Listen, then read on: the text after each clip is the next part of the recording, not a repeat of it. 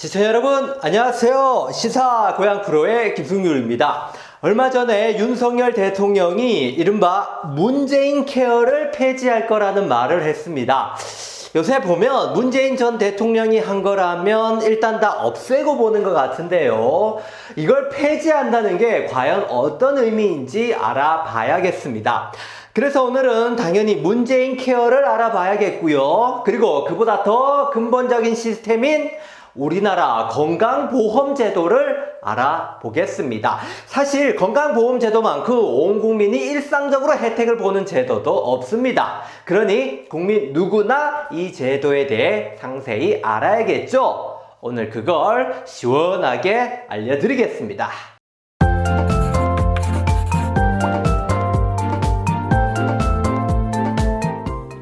자, 우리는 아프면 병원에 갑니다. 그리고 당연히 병원비를 지불하죠. 아주 심한 병이 아니고 살다 보면 가끔씩 걸리는 그런 병들은 병원비가 그렇게 비싸진 않습니다. 감기가 걸리면 귀찮아서 병원에 안 가면 안 갔지 병원비 무서워서 못 가는 건 아니죠. 그죠? 우리나라는 대체로 그런 편입니다. 반면에 한 번쯤 들어보셨겠지만 미국은 병원비가 비싸기로 아주 유명하죠. 미국엔 병원비 겁나서 병원 안 간다는 사람들이 실제로 많다고 합니다. 세계에서 돈이 제일 많은 나라인데 정작 국민들은 병원에 갈 돈이 없다니요. 뭔가 좀 이상하지 않습니까? 왜 이런 차이가 나는 걸까요? 자, 이런 차이는 바로 나라마다 다른 건강보험제도에서 비롯된 겁니다. 건강보험제도. 자, 이 건강보험제도란 무엇이고 어떤 구조로 돌아가는지 알아보겠습니다. 자, 우리가 아파서 여기 병원에 갔어요. 치료 다 하고 병원비로 3,500원이 나왔다고 합시다. 그럼 지갑에서 우리가 있으면 지갑에서 3,500원을 꺼내서 주면 됩니다. 그죠? 이게 끝이죠? 뭐 식당에서 밥 사 먹는 것만큼이나 간단한 일입니다. 그죠? 자, 우리가 병원에서 볼 수 있는 일은 딱 여기까지입니다. 근데 이 단순한 과정 속에는 사실 식당에서 밥 먹는 거하고는 차원이 다른 시스템이 숨어 있습니다. 자, 그럼 우리가 볼 수 없는 부분까지 한번 들여다보죠. 자, 아까 우리는 분명 3,500원을 병원비로 냈습니다. 그럼 병원은 우리를 치료해주고 요 3,500원이라는 돈을 번 걸까요? 식당이 음식을 팔고 3,500원을 번 것처럼 말이죠. 네, 그렇지 않습니다. 사실 병원은 우리를 치료해주고 받아야 될 돈은 10,000원이었습니다. 10,000원. 10,000원을 받아야 되는데 우리한테만 3,500원만 받은 거죠. 왜 우리한테 10,000원을 안 받고 3,500원만 받나요? 뭐 세일 같은 건가요?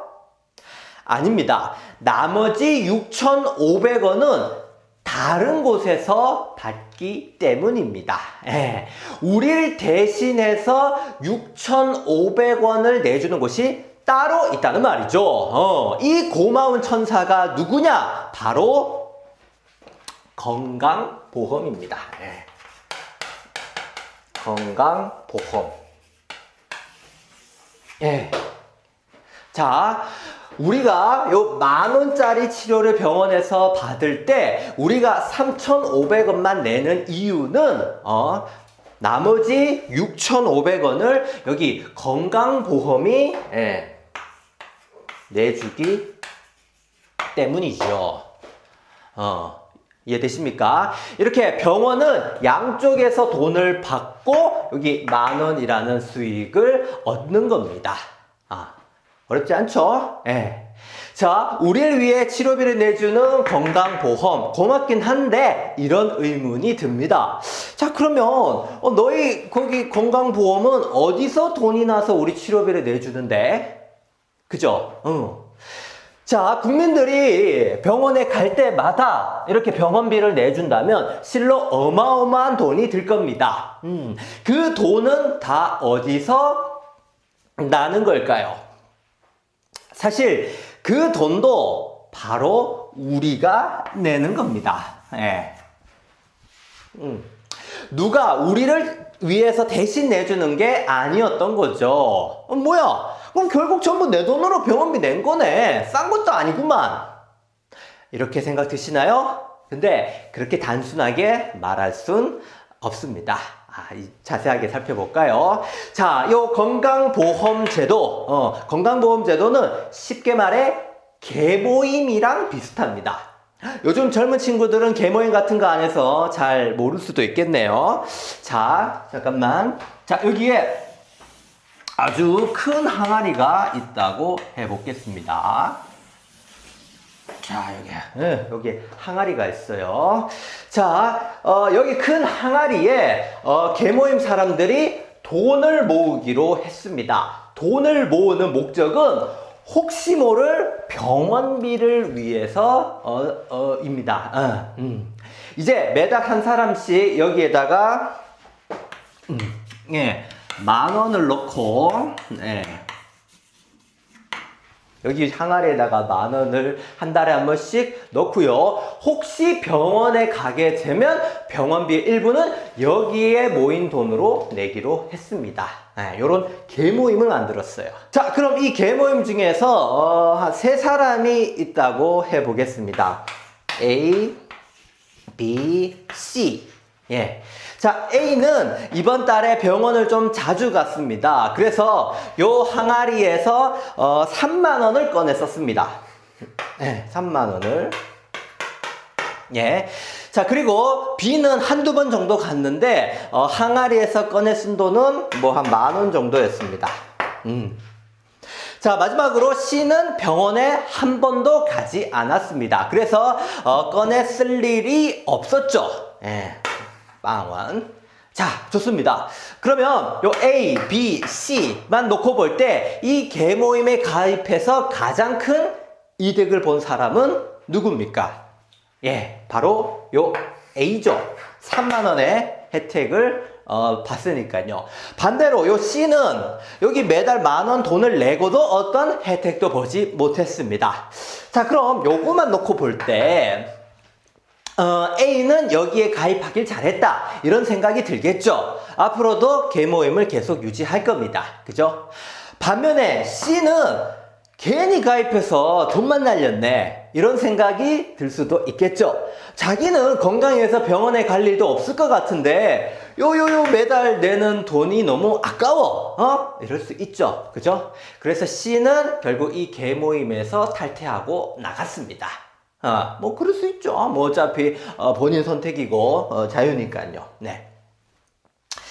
자, 근데 자 다시 한번 살펴봅시다. 자, A는 이득을 보고 C는 손해를 봤다. 뭐 이렇게 표현을 했는데요. 사실 이 둘 다 관과한 점이 있습니다. 사실 병원에 간다는 것은 우리가 마트에서 물건을 사거나 계절이 바뀌어서 옷을 사거나 아니면 오래된 가전제품을 교체하는 것하고는 완전히 다른 의미입니다. 뭐가 다르냐?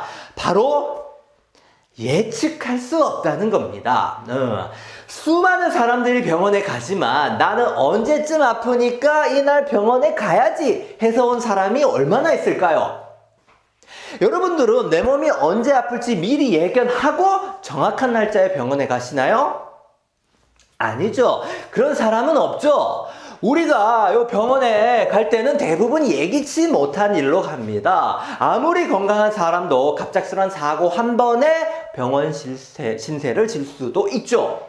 그러니까 아까 사례로 든 요 A, B, C는 우연히 이번 달만 이랬을 뿐 앞으로도 계속 이렇게 된다는 보장이 없죠. A가 다 나와서 이제 병원에 안 갈 수도 있고 건강하던 C가 갑자기 다칠 수도 있는 겁니다. 매번 이득을 본다, 손해를 본다 이렇게 생각할 수 없는 문제라는 거죠. 자, 이렇게 사람은 언제 어떻게 아플지 모릅니다. 그렇기 때문에 가장 좋은 방법은 미리미리 대비를 해두는 것밖에 없습니다. 그런데 이런 대비를 국민 개개인에게 각자 알아서 맡기면 어떻게 될까요? 준비성 철저한 사람도 있겠지만 개인 성격이나 형편에 따라 그렇지 못하는 사람도 분명 있을 겁니다. 그죠? 사람이 아픈 건 누구나 똑같은데 아플 때 누구는 저렴하게 치료받고 누구는 비싸게 받는다면 그건 너무 불행한 일이죠. 형편이 어려운 사람들은 당장 한 푼이 아쉬워서 개모임에 가입을 안 했는데 나중에 이들은 치료비를 더 크게 부담하는 상황에 처하게 되죠. 자, 그래서 국가는 생각했습니다. 국민 건강과 치료를 위해서라면 개개인에게 의사를 일일이 물어볼 수가 없다. 그러면 분명 안 하겠다는 사람도 있을 테니까요. 그래서 국가가 강제로 전 국민을 가입시키는 겁니다. 이해되십니까? 그러니까 건강보험제도라는 것은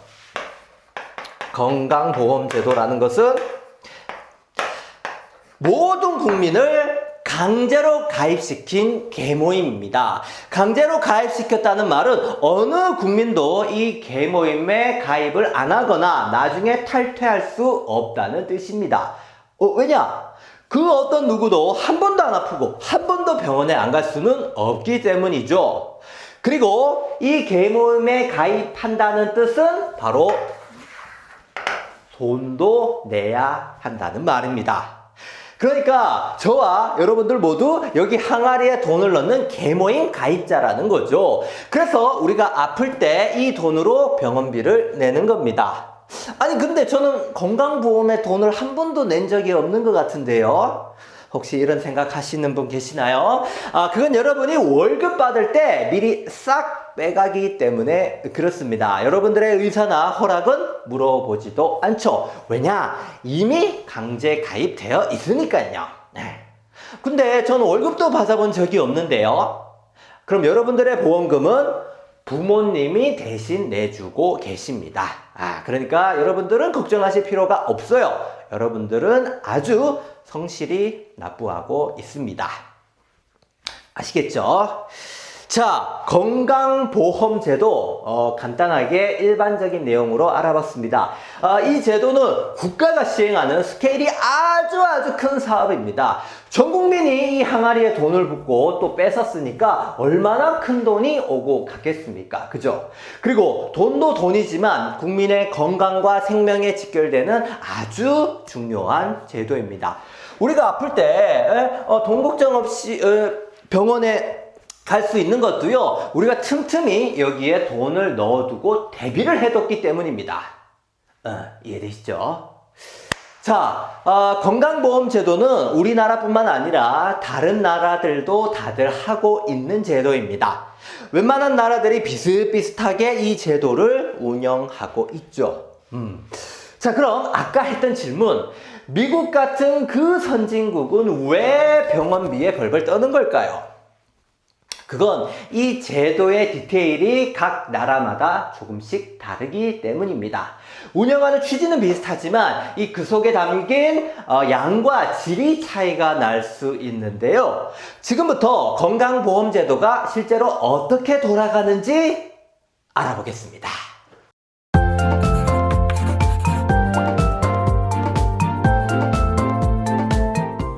자, 우리가 평소에 낸 돈을 모아서 나중에 아플 때 병원비로 쓴다고 했습니다. 분명 좋은 취지죠. 자, 그럼 좀 더 현실적인 문제도 생각해 봅시다. 건강보험에는 물론 많은 돈이 오고 가지만 이 돈도 어디까지나 한계가 있습니다. 그죠? 무한정 넘쳐나는 돈이 아닙니다. 예를 들어 아까 A처럼 내는 돈은 10,000원인데 얻어가는 혜택이 매번 그 이상이고 또 이런 사람들이 계모임에 수두룩하다면 이 항아리는 결국 어떻게 될까요? 당연히 돈이 텅 빌 수밖에 없습니다. 그럼 어느 날 C 같은 사람이 모처럼 병원에 갔는데 지원을 못 받을 수도 있게 되는 거죠. 그렇죠? 수학적으로 너무 당연하죠. 내는 돈보다 쓰는 돈이 많으면 당연히 빈 곳간이 되는 거죠. 그래서 국민 누구나 아플 때 돈 걱정 없이 치료를 받으려면 여기에 항상 충분한 돈이 모여 있어야 합니다. 그럼 지출되는 돈을 생각해서 적정한 보험금을 국민들에게 걷어야겠죠. 물론 건강보험은 무슨 수익을 남기는 장사가 아니기 때문에요. 불필요하게 너무 많이 걷어도 안 되고 또 너무 아끼려고 해도 안 됩니다.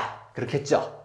건강보험의 목적은 국민 건강을 위해서 의료비를 지원하는 일이니까요. 네, 이해되시죠?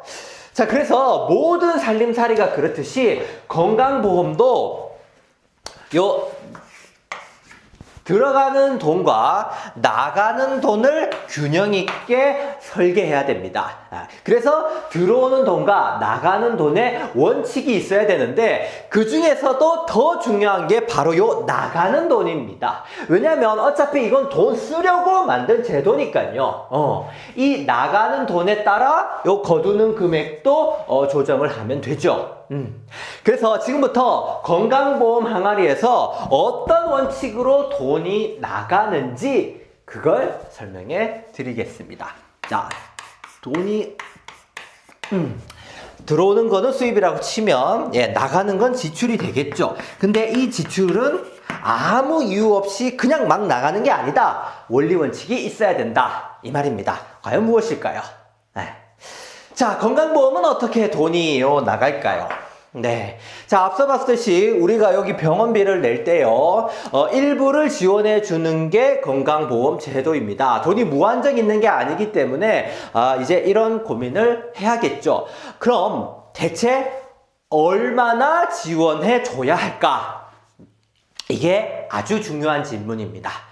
예를 들어 병원비가 여기 10,000원이 나왔어요. 병원비가 10,000원이 나왔는데 이 10,000원을 건강보험에서 다 내준다면 얼마나 지원을 해주는 거죠? 네. 10,000원 나왔는데 건강보험에서 10,000원을 다 내줬다. 말 그대로 100% 다 해주는 거죠. 그리고 단 한 푼도 내주지 않는다면 이것도 역시 말 그대로 0% 지원입니다. 이렇게 실제로 나온 병원비에서 건강보험이 지원해주는 정도를 바로 보장률이라고 합니다. 보장률. 네. 이해되시나요? 자, 아까 10,000원이 나왔을 때 3,500원을 우리가 내고 6,500원을 지원을 받았죠? 그럼 이건 보장률이 65%인 겁니다. 이해되시죠? 보장률이 높을수록 우리가 직접 내는 돈이 줄어드는 겁니다. 우리가 내는 돈이 적다는 말은 다시 말해 이 건강보험 항아리에서 돈을 많이 꺼내 쓴다는 뜻이기도 합니다. 그죠? 아까도 말했지만 이 항아리에 돈은 무작정 많다고 좋은 것도 아니지만 그렇다고 너무 없어도 안 됩니다. 항상 적정선을 지키는 게 중요하죠. 그래서 건강보험이 진료비에서 얼마나 지원을 해줄지가 중요한데 이걸 바로 보장률이라고 합니다. 기억해 두시고요. 자, 요 보장률도 중요하지만 더 중요한 게 있습니다. 자, 예를 들어서, 자, 여기 A, B 두 사람이 있는데, A는 사고로 요 코뼈가 부러졌습니다. 그래서 수술을 받아야 되죠. 그리고 B는 평소에 자신의 컴플렉스였던 코를 조금 높게 세우고 싶습니다. 그래서 B도 수술을 받으려고 합니다. 자, 그럼 둘 다 병원에 가서 요 수술을 받아야 되죠? 수술을 받았으니까 요 A, B 둘 다 건강보험에서 지원을 받을까요? 아닙니다. 안타깝지만 B는 건강보험 지원을 받을 수가 없습니다. 전부 자기 돈으로 내야 되죠. A는 보장을 받을 수 있습니다. 아니 같은 콘데 왜 누구는 혜택을 받고 누구는 왜 못 받는 건가요? 전국민 강제 가입이니까 B도 분명 건강보험을 납부하고 있었을 거 아닙니까? 근데 왜 안 되죠? 자, 누차 말하지만 건강보험은 무한히 공짜로 쓸 수 있는 화수분이 아닙니다. 우리가 직접 내고 모자라면 결국 또 우리가 채워야 하는 그야말로 한정된 자원이죠.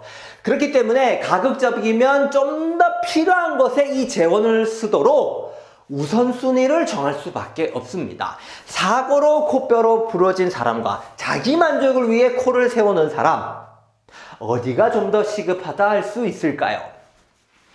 당연히 A겠죠. 물론 B도 그간 컴플렉스로 마음의 병이 있을 수는 있지만 생명과 건강에 위험한 문제는 분명 아닙니다. 그래서 건강보험 항아리는 이 A에게 지원을 해주는 거죠. 우리가 병원에서 어떤 치료를 받는다고 해서 건강보험이 무조건 도와주진 않는다는 겁니다. 자, 그럼 이제 이런 고민이 또 되겠죠. 이 한정된 자원으로 어디까지 지원해 주는 게 좋을까? 그죠? 쉽게 말해 어떤 치료는 보장을 해주고 어떤 치료는 안 될지 이 경계선을 그어야 한다는 말입니다. 현실적으로 어쩔 수 없죠. 요 앞서 본 보장률도 중요하지만 사실 더 까다로운 건 바로 요 경계를 긋는 보장 범위입니다. 보장 범위. 무엇을 치료를 해주고 무엇을 치료를 안 해줘야 될까? 그것이 바로 요 보장 범위입니다. 사실 까다로운 건 보장 범위인데 왜냐하면 보장 범위 안에 들고 안 들고에 따라 치료 가격이 어마어마하게 달라지죠. 그래서 이걸 결정할 때마다 사람들의 이해관계와 찬반 논쟁이 치열해집니다. 누구는 이 치료를 보장했으면 좋겠고 또 어떤 누군가는 저 치료를 보장했으면 좋겠는데 이 요구를 다 들어주기가 쉽지 않기 때문이죠. 자, 요 건강보험이 되지 않는 대표적인 진료 분야가 바로 성형수술입니다. 과거에 비해 요즘 사람들이 많이 찾는 곳이지만 그래도 건강보험은 되지 않습니다. 아마 앞으로도 가능성은 크지 않겠죠. 아무리 인기가 많아도 생명이 왔다 갔다 하는 부분은 아니니까요. 문제는 국민 건강에 아주 중요한 치료와 검사인데도 아직까지 보장해주지 않는 분야가 여러 있다는 말이죠. 이런 게 정말 판단하기 어려운 겁니다. 예를 들어 볼게요. 어떤 원인을 알 수 없는 병이 있습니다. 이런 병에 걸리면 정말 인생 무너지죠. 근데 정말 운이 좋게도 어떤 제약회사가 그 병을 고칠 수 있는 약을 개발했습니다. 환자들에게 이런 구세주도 없죠. 근데 기쁨도 잠시. 그 신약의 가격이 너무 비싼 겁니다. 사람은 고칠 수 있는 약이 없을 때보다요, 약이 있는데 그 약을 살 돈이 없을 때 더 비참해집니다. 그죠? 결국 돈 앞에 무너지는 거니까요. 자, 이럴 때 이 신약은 건강보험 적용이 돼야 할까요? 안 돼야 할까요? 이런 슬픈 스토리 앞에서는 당연히 건강보험 돼야지 쉽게 말할 수 있죠. 그렇다면 같은 논리로 이 세상에 출시되는 모든 신약을 다 건강보험이 보장해 줘야겠네요. 이렇게 되물으면 그것도 현실적으로 쉽지 않다는 생각이 드실 겁니다. 그래서 우리 사회와 의료 전문가들은 늘 이 보장 범위를 고민하게 됩니다. 세상이 바뀌면서 사회의 요구도 조금씩 달라지고 그걸 또 반영하기도 하고 그리고 또 이제 잘 받지 않는 진료는 이제 이 보장 범위에서 제외하기도 하고 이렇게 된다는 거죠. 왜 지난 대선 때 이재명 후보가 요 탈모약 공약했던 거 기억하시나요? 현재는 보험 적용이 안 되는 탈모약을 이제 건강보험으로 이제 지원을 해주겠다는 겁니다. 탈모로 고통받는 사람들한테 아주 열렬한 지지를 받았었죠. 탈모약 값이 만만치 않은데 건강보험이 되면 부담이 크게 줄기 때문입니다. 당시에 이 공약이 인기를 끌다 보니까 이 반대 진영에서는 또 이런 공격을 했었죠. 아니 그렇게 했다가는 건강보험 재정이 다 파탄난다. 아니 미용에 건강보험을 적용할 거면 요 쌍꺼풀 수술도 이제 해줘야겠네. 까다로운 문제다 보니까 이걸 건들 때마다 치열한 논쟁이 발생하는 거죠. 이해되십니까? 예. 자, 돈이 나가는 지출 원칙에는 보장률과 보장 범위가 있습니다. 예. 자, 그리고 마지막 한 가지 더 추가적으로 살펴볼 게 있습니다. 이거는 건강보험의 내부 원칙은 아니지만 건강보험을 운영하는데 아주 중요한 요인이기 때문에 같이 한번 알아보겠습니다. 바로 의료 수가입니다.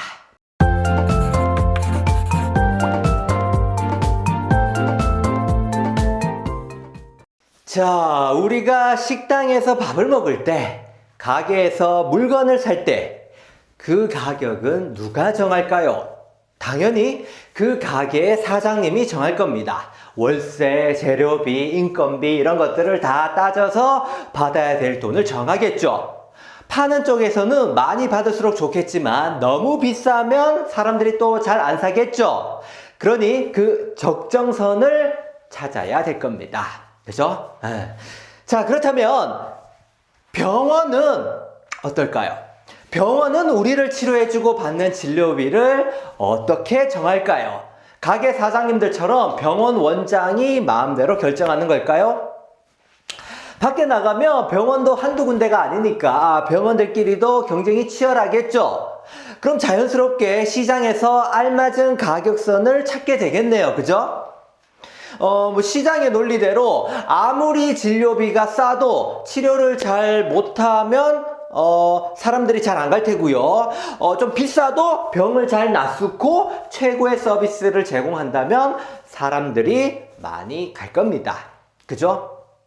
그럼 이렇게 진료비가 시장의 논리대로 알맞게 찾아갈 수 있겠네요. 그죠? 근데 시장의 논리는 이런 효율적인 면도 있지만 때론 무서운 이면도 있습니다. 바로 치열한 경쟁에서 살아남은 강자는 결국 가격을 올린다는 겁니다. 당연하죠.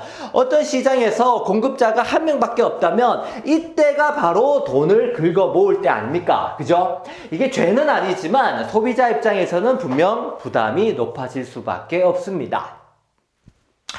자, 그렇다면 만약 의료 시장이 이렇게 되면 어떻게 될까요?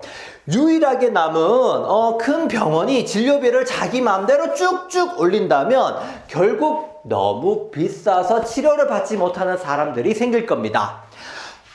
보장률이 높아도 병원비 자체가 높다면 결국 본인이 부담하는 돈도 높아질 수밖에 없으니까요. 그죠? 자, 아플 때 돈 걱정 없이 살아보자고 요런 십시일반 건강보험 제도를 만들었는데 병원비 자체가 비싸면 이 건강보험도 아무 의미가 없죠. 그래서 국가는 병원이 환자에게 받을 수 있는 치료비를 딱 정해놓습니다. 예를 들어 감기 치료를 했다면 10,000원만 받아라. 엑스레이를 찍었다면 20,000원만 받아라. 이렇게 국가가 진료비를 책정해 놓고요. 병원은 환자들에게 딱 그만큼만 진료비로 받을 수 있는 겁니다. 이걸 바로 의료 수가라고 합니다. 쉽게 말해 의료 수가는 국가가 정한 진료 정찰제라는 겁니다. 시장에서 자율적으로 정해진 가격이 아니죠. 병원이 마음대로 진료비를 높일 수도 없고 또 환자가 진료비를 깎아달라고 할 수도 없습니다. 의료 서비스는 국민들의 건강과 삶에 큰 영향을 끼치기 때문에요. 이런 시장의 논리가 아니라 국가가 개입해서 어느 정도 공공성을 부여한 겁니다. 의료라는 특수한 시장에는 말이죠. 그러니까 우리가 내는 요 병원비는 요 미리 정해져 있는 의료 수가가 있고요. 요 본인 부담금과 건강보험을 합쳐서 요 의료 수가를 내는 겁니다. 이해되시나요? 자, 우리가 병원비에 벌벌 떨지 않는 이유는 요 의료 수가가 상대적으로 저렴하게 책정되어 있기도 하기 때문입니다. 그런데 막상 시장에서는 또 다른 부작용을 야기하기도 했는데요. 한번 살펴볼까요?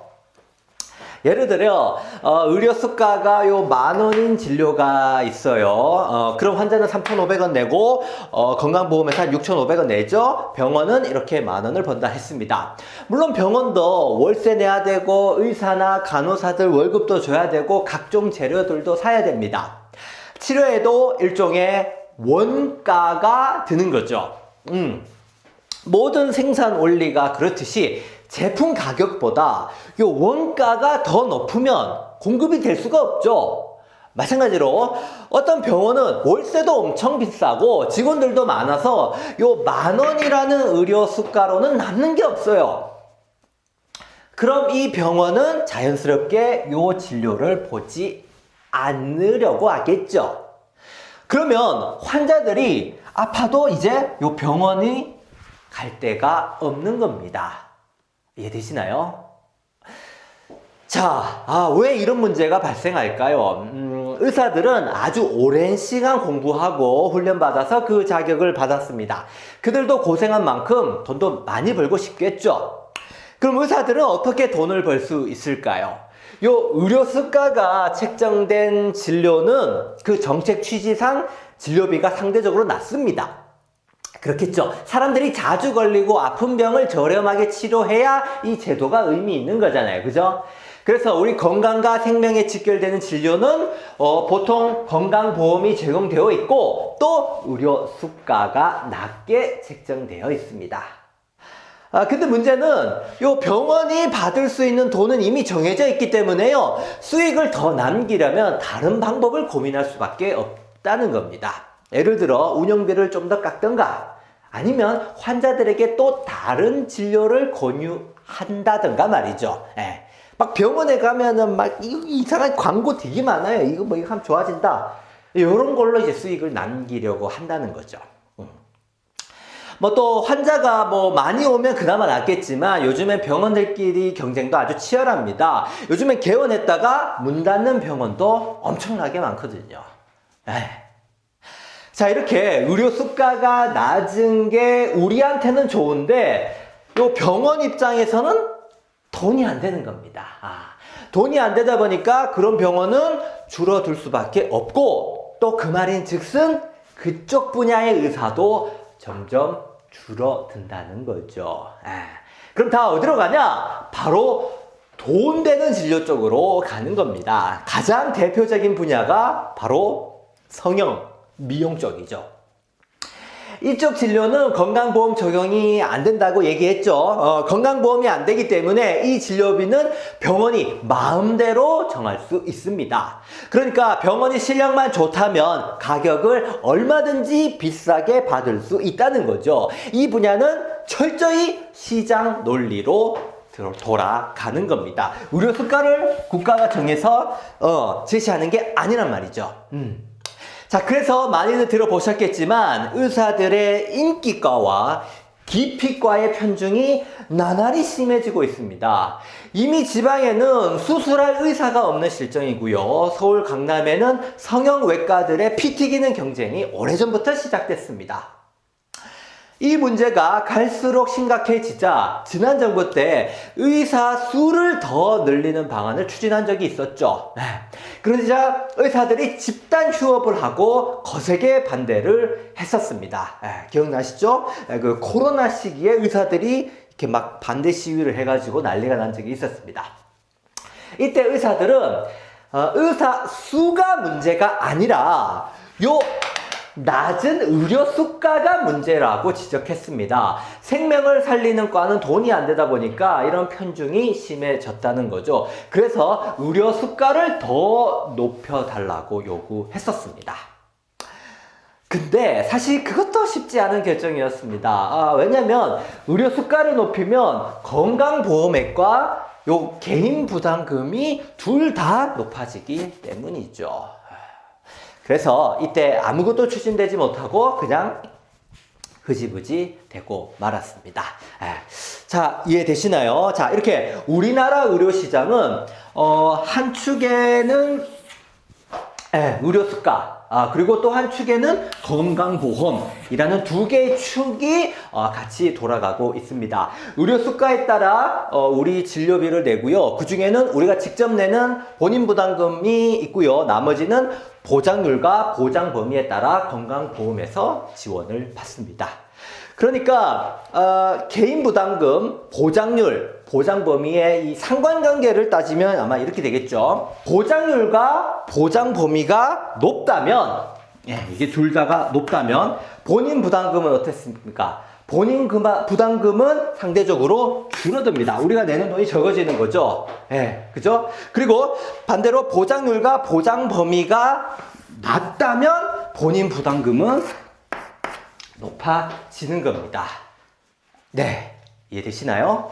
요 구조가 이해되십니까? 자, 그러니까 사회 부담을 높이면,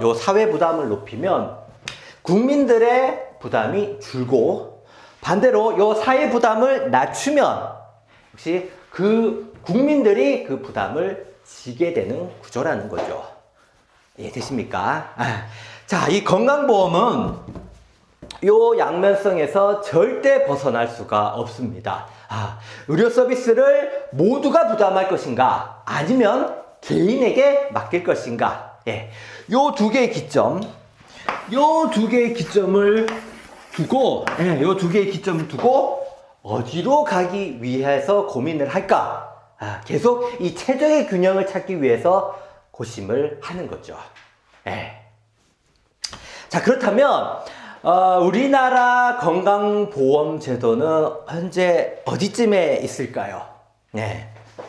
사회 부담이 높이는 쪽으로 갈까요? 개인 부담금을 높이는 쪽으로 향해 가고 있을까요?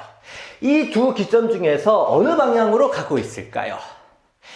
자, 이 제도가 앞으로 어떤 식으로 운영되어야 될지 이제 그걸 같이 고민해 봐야겠습니다. 그리고 이번에 윤석열 대통령이 시사한 문재인 케어 폐지는 또 어떤 의미인지도 같이 한번 짚어보겠습니다.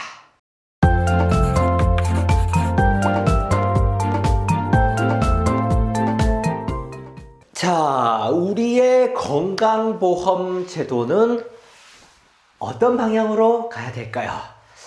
거창하게 말할 건 아니지만 건강제도, 보험제도의 방향도 결국 그 사회가 지향하는 철학과 비슷하게 닮아갑니다. 아까 초반에 했던 질문, 미국은 왜 그렇게 진료비가 비쌀까? 미국은 우리처럼 전 국민이 가입하는 건강보험제도가 없습니다. 특정 세대나 계층을 위한 공공보험은 있지만 전 국민을 대상으로 하는 건 없죠. 대부분의 사람들은 자기가 알아서 민간보험에 가입해야 됩니다. 근데 이러면 분명 가입을 안 하거나 못하는 사람들이 있겠죠. 그마저도 본인이 감당해야 되는 나라가 바로 미국입니다. 자본주의의 끝판왕 나라답게 철저히 시장 논리죠. 자유와 경쟁을 숭배하는 나라다 보니 국민의 건강과 생명도 저 뒤로 밀려나게 됩니다. 반면에 흔히 복지국가라 불리는 나라들은 다릅니다. 보장률이나 보장 범위가 아주 빵빵하죠. 거기다 국가가 직접 운영하는 공공병원까지 잘 갖춰진 곳도 많습니다. 공공병원은 당연히 민간병원보다 병원비가 저렴하겠죠. 이런 나라들은 평생 병원비 걱정 없이 살죠. 괜히 복지국가가 아닙니다. 물론 이들도 처음부터 이랬던 건 아니었겠죠. 국가와 사회의 철학이 오랜 시간을 두고 점차점차 이쪽 방향으로 움직였기 때문입니다. 자, 그렇다면 우리나라는 세계에서 어느 정도 수준일까요? 사실 우리나라도 건강보험 제도는 참 잘 되어 있다, 이런 말을 많이 합니다. 솔직히 돈 없어서 병원 못 가는 나라는 아니니까요. 근데 소위 좀 산다는 OECD 나라들과 비교하면 우리나라는 꼴찌 수준에 머뭅니다. 우리는 이것도 좋다고 생각했지만 세계적인 수준에 비하면 한참 부족했던 거죠. 우리나라의 건강보험 보장률은 평균 약 63% 정도 됩니다. 매번 선거 때나 정부들은 이 보장률을 올리겠다고 얘기하지만 사실 20년째 거의 변화가 없죠. 그래도 그나마 다행인 건 암이나 중증 질환 같은 무서운 병들의 보장률은 조금씩 올랐다는 점입니다. 이런 병들은 한번 걸리면 진짜 집안이 휘청거리죠. 국민들이 그런 위험에 빠지지 않도록 건강보험이 나선 건 확실히 다행입니다. 하지만 전반적인 수준은 다른 나라에 비해 아직 한참 멀었다. 이렇게 생각하면 됩니다. 자, 그럼 이쯤에서 문재인 케어를 설명하면 이해가 쉬울 것 같은데요. 문재인 케어는 문재인 전 대통령이 2017년에 당선되면서 추진되었는데요. 2017년 그때 당시에도 건강보험의 보장률과 보장 범위가 있었겠죠. 그때 보장률과 보장 범위를 좀 더 파격적으로 넓힌 것이 바로 문재인 케어입니다. 그동안 비쌌던 진료비는 좀 더 낮추고 보장이 안 되던 치료는 이제 건강보험에 적용시키는 겁니다. 자, 이 두 기점에서 이쪽으로 좀 더 가자는 게 문재인 케어의 목표였죠. 이해되시나요? 예를 들어 치매, 틀니, 임플란트, 15세 이하 어린이 병원비, 난임치료, 2인 입원실 등 여러 치료가 문재인 케어로 보장성이 좋아졌습니다. 예전에는 보장률이 낮거나 보험이 아예 안 되던 것들인데요. 지금은 저렴하게 치료를 받을 수 있게 됐습니다. 그 중에서도 가장 눈에 띄는 변화는 바로 MRI하고 초음파 검사입니다.